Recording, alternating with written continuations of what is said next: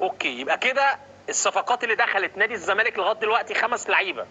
5 لعيبه: احمد شريف لاعب فاركو، شيكو بانزا اللعيب الانجولي اللي جاي من الدوري البرتغالي،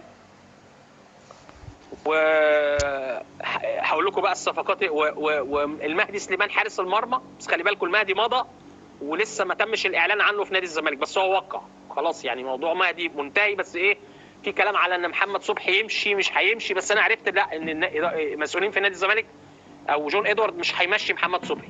محمد صبحي خلي بالكم كان بيلعب في فاركو لو تفتكروا قبل كده، ففي برضه علاقات قويه ما بين جون ومحمد صبحي، ومحمد صبحي يعتبر الحارس الاساسي لنادي الزمالك في الفتره الحاليه. فالمهدي سليمان واحمد شريف وشيكو بانزا، وفي صفقه خلاص يعني بتتم خلال الساعات الحاليه، وهي انتقال احمد ربيع لاعب البنك الاهلي، لاعب الوسط في البنك الاهلي الى نادي الزمالك. طب ايه يا عم كريم، احمد ربيع لعيب جامد. انا زي ما قلت لكم انتوا عارفين كنت موجود في البنك الاهلي في السنه اللي قبل اللي فاتت، واحمد ربيع كان ساعتها في نادي السكه الحديد وتعاقد مع نادي البنك الاهلي. احمد ربيع لعيب كويس قوي في نص الملعب، قوي.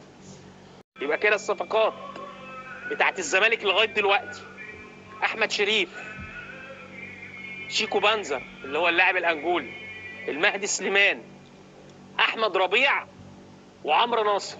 الصفقه بقى اللي انا كنت بكلمكم عليها الفتره اللي فاتت، عمرو ناصر مهاجم فاركو. وانا برضو بقالي الفتره اللي فاتت عمال اقول لكم عمرو ناصر عمرو ناصر يبقى الاثنين فراوده بتوع فاركو، عمرو ناصر واحمد شريف، الاثنين هينتقلوا او هينتقلا الى نادي الزمالك. دي صفقات حتى الان بالنسبه لنادي الزمالك.